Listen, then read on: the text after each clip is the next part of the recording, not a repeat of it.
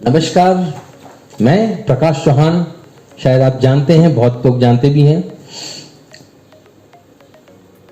इस नकारात्मक दौर में, मतलब जहां कोरोना महामारी ने इतनी जान ले रखी है, उसके ऊपर इलेक्शन, ये बंगाल के इलेक्शन ने तो घर घर में आग लगा दी है। भाई भाई आपस में लड़ रहे हैं, दोस्त आपस में लड़ रहे हैं, चाहे वो पार्टी की वजह से हो, चाहे वो धर्म की वजह से हो। लेकिन आपको जब मैं इसके पीछे का विज्ञान आपको बताऊंगा तो आप अफसोस करेंगे कि हम क्यों आपस में बहस कर रहे हैं, हम क्यों आपस में लड़ रहे हैं। चलो, तो बात यह है कि स्वागत है हमारे YouTube चैनल में बी पॉजिटिव, जो इस नकारात्मक दौर में भी हो सकता है कुछ एक सकारात्मक संदेश आप तक पहुंचाए। अगर अच्छा लगे बी पॉजिटिव तो जरूर इसे लाइक और सब्सक्राइब कीजिएगा, एंड हम रखेंगे आपको ऑलवेज पॉजिटिव। तो कहानी है ये उस दौर की। फिल्म अमर अकबर एंटनी जब आपने देखी होगी, हो सकता है देखी हो, चाहे भूल भी गए हो। चलो, उसी किस्से से मैं एक बताता हूं। अमर अकबर एंटनी 3 दोस्त थे, मुंबई में आए, एक कमरा किराए पे लिया और रहने लगे। तो वो आराम से, तब तक सब कुछ ठीक चल रहा था जब आराम से किराया, बिजली, पानी सब कुछ भर रहे थे और सब अपना अपना काम कर रहे थे। अब क्या हुआ, अकबर का गांव से एक दोस्त आया, दोस्त कह लो, भाई कह लो, आया।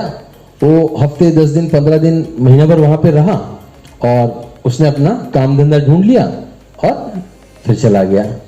तो क्योंकि पहली बार आया था तो अमर और एंटनी को भी कोई समस्या नहीं थी। उन्होंने बोला ठीक है, चलो कोई बात नहीं, भाई भाई की तो मदद करना चाहिए। अब क्या हुआ, अगले महीने अकबर का फिर एक दूसरा भाई आया, फिर वो का वही दौर, और फिर इस तरह से ये सिलसिला शुरू हो गया। कभी उसका चचेरा भाई, कभी उसका मामेरा भाई, कभी उसका फुफेरा भाई, कभी उसके दोस्त, और लगातार, मतलब इस तरह से साल, 2 साल, 5 साल बीत गए। ये दौर चलता ही रहा। अमर और एंटनी परेशान कि ये हो क्या रहा है। और इस अकबर ने तो ये धंधा बना लिया, मतलब हर महीने, हर हफ्ते, हर साल उसके गांव से, कहीं ना से, किसी, वहां से वो पैसे भी लेता, वो बंदा वहां से पैसे भी लेता कि आप आओ, मुंबई में रहना है, आप 1000-2000 रुपए जमा करो, मेरे पास रहो, अपनी नौकरी ढूंढो, सब कुछ करो, और फिर जब आप सेटअप हो जाए तब चले जाओ। तो इससे परेशानी किसको हो रही थी, अमर और एंटनी को। तो एक बहुत अरसा बीत गया, तब उन्होंने इस पर थोड़ी आशंका जताई कि ऐसा क्यों भाई, ना तो तुम किराया दे रहे हो, ना पानी का किराया दे रहे हो, ना बिजली का बिल भर रहे हो, और अपने साल भर से अपने भाइयों को, दोस्तों को यहां लाके रख रहे हो। अभी समझ में आया मैं क्या कह रहा हूं? हल्का सा इशारा जरूर लगा होगा। बंगाल में एग्जैक्टली ऐसा हो रहा है। आप और हम तो यहां बैठे हैं, दिल्ली, मुंबई, राजस्थान, केरला, और सोशल मीडिया पे लगे हुए अपना अपना डायलॉग और अपनी अपनी मनगढ़ंत कहानियां पार्टियों का सुन के कि ऐसा हो गया, वैसा। अरे भुगतेगा कौन भाई? भुगतना तो उस बंगाल की जनता को पड़ेगा ना, भुगतना तो उस अमर और एंटनी को पड़ेगा ना, जो वहां पे रह रहे हैं। क्योंकि उस अकबर को ना तो किराया देना है, ना बिजली भरनी है, और वहां से वो पैसे ले रहा है।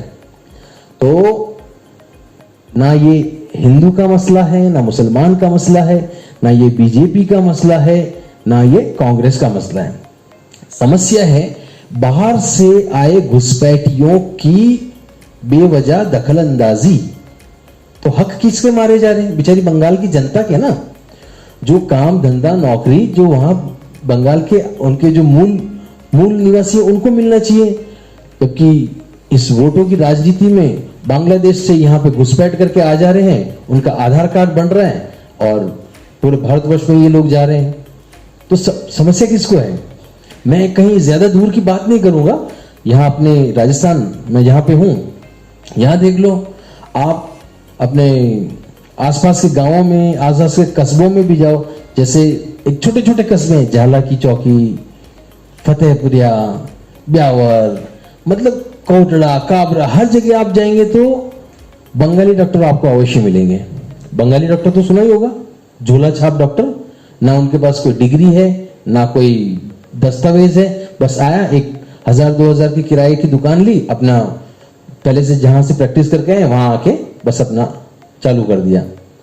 तो क्या क्या ये जो रोजगार था, नर्सिंग स्टाफ का रोजगार था, ये हमारे बच्चों का हक नहीं है?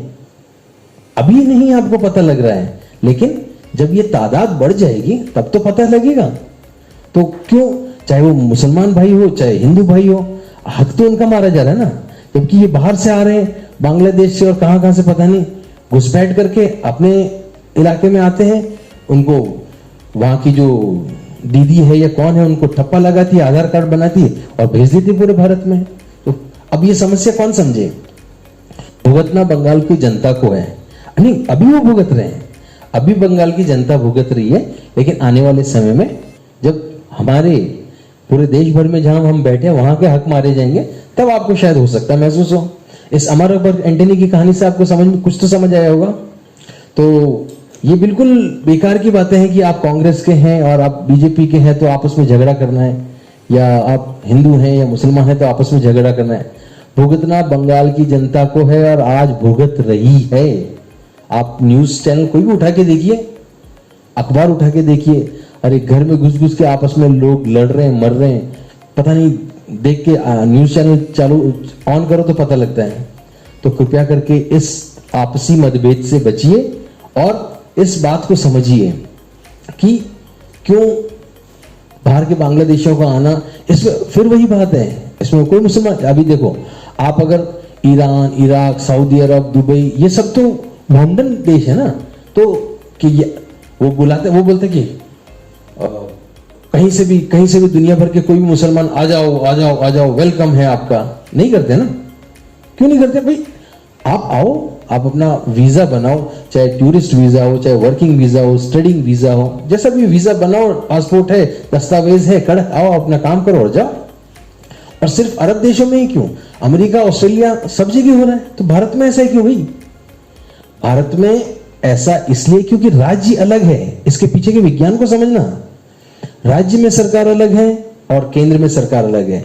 अगर अब जैसे बांग्लादेश में, ये बंगाल में बांग्लादेश से जनता आ रही है, ये अपने फायदे के लिए कर रही है।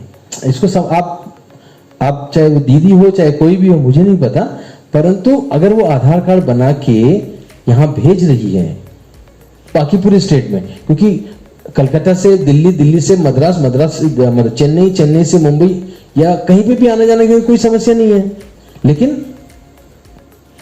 बात की गहराई को आप समझना, सरकारों के आपसी विरोध या मतभेद की वजह से भुगत कौन रहा है? जनता। फिलहाल पश्चिम बंगाल की जनता उसका परेशानियां झेल रही है, बट आने वाले समय में हमको भी झेलना पड़ेगा। तो अब तक शायद मेरी कई बात आपको समझ आई होगी कि समस्या ना हिंदू मुसलमान की है ना बीजेपी कांग्रेस की है। ये समस्या है अपना कोई पर्सनल फायदा के लिए दूसरे का नुकसान कर देना।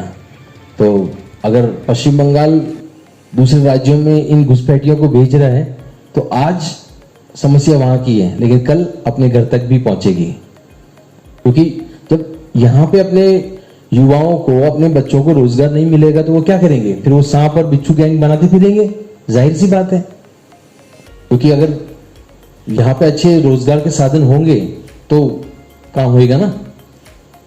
तो मेरी इस बात को, इसकी सार को समझिएगा, मतलब इसके पीछे विज्ञान ही तो है, इसके पीछे जो सार है, अगर इस बात को आप अगर समझ गए तो ये ना कोई आपसी झगड़ा भी नहीं होगा और चीजें भी सुलझ जाएंगी। तो इस नकारात्मक दौर में आपसी सहानुभूति, प्रेम भाव बनाए रखें, उसके लिए हमारे बी पॉजिटिव चैनल को जरूर सब्सक्राइब कीजिए। एंड धन्यवाद।